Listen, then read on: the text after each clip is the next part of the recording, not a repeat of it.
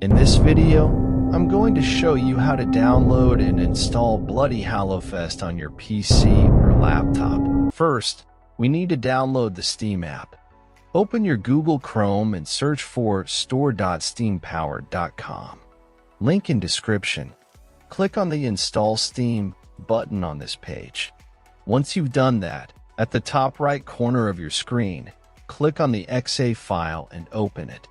Complete the installation, and once finished, open your Steam app. Now, go to Store and click on the search box at the top right-hand corner. Search for Bloody Hallowfest to download the game. If game is not showing up, check out video in description.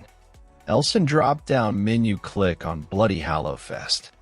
Then scroll down until you see Add to the Cart button. Click on it. In new pop-up, click on View My Cart. Now click on Continue to Payment. Set up your payment method, and you're good to go. After completing the purchase, go to your library.